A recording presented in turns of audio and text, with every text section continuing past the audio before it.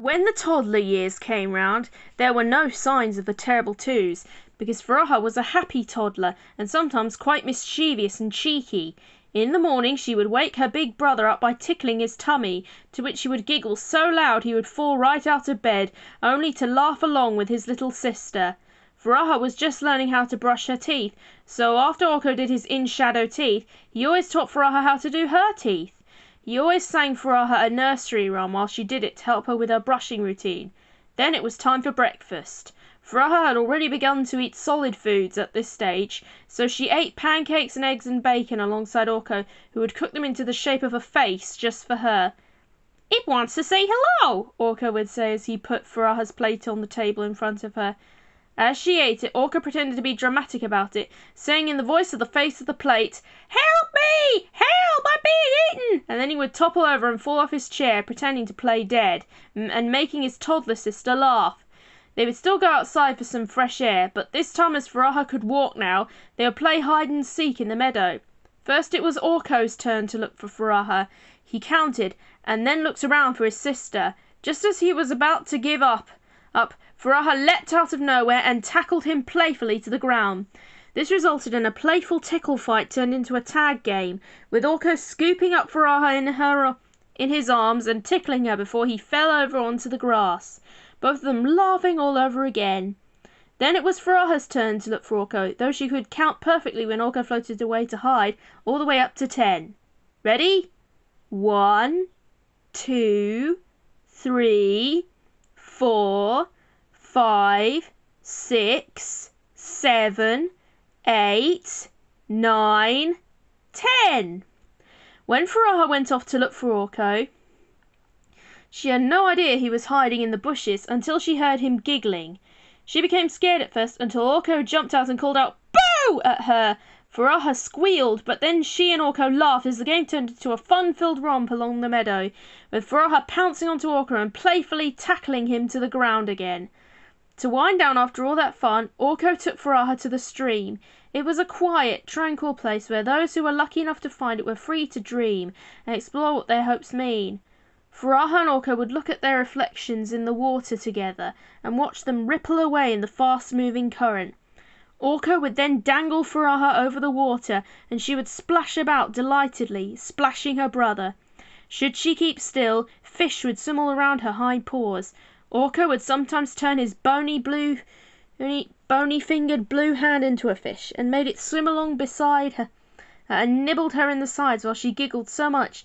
He would then call out, "Look out! Shark!" And then, instead of screaming and running away, Furaha would run into the river and pretended to fight it off while Orko cheered her on. For a toddler so furry and cuddly, she had strength and cunning. When they got back inside, and when Furaha's feet were completely dry, they would spend the rest of the day playing together. On rainy and snowy days, they would tuck themselves up under the blankets of the relaxation room, and Furaha would snuggle down to sleep while Orko drank a nice warm mug of hot cocoa. They would feel soothed as they listened to the rain pitter-patter on the crystal castle walls outside, or the winter wind howl should it snow.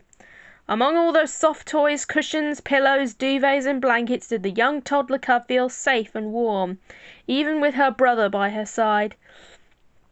Once he had finished his cocoa, Orko would comfortably cuddle his sleepy little sister and whisper soft, reassuring words into her little furry ears. On some days, Furaha and Orko would play together with some of Orko's toys in his bedroom, and they would play hide and seek too, which meant Furaha would always hide under the duvet, with Orko cheekily trying to find her.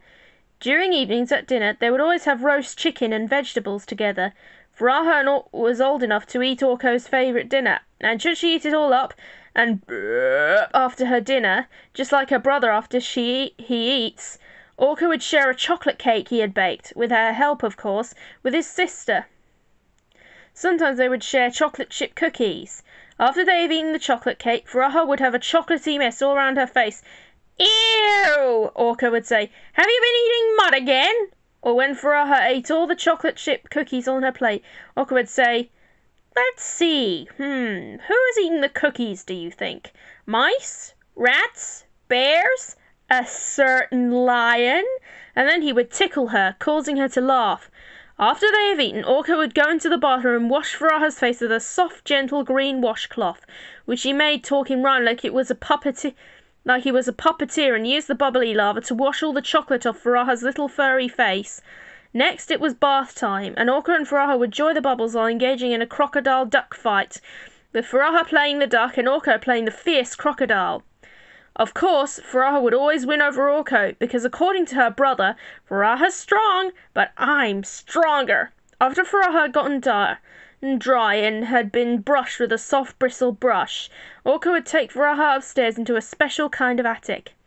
Its dome roof allowed our two friends to gaze up at the sky, which illuminated the night sky, into the stars in the night onto them. While Faraha tiredly and quietly looked up at the beautiful sky, Orko would tell her about the planets and constellations existing above us all in the mysterious sky, which only appear when all the people of the day are asleep. Faraha would be amazed as Orko told tales of every constellation he knew and how they solved each other's problems to make the world a better place. With all those bedtime stories told, Orko would carry Faraha downstairs to his bedroom, and once again they would fall asleep safely by each other's sides.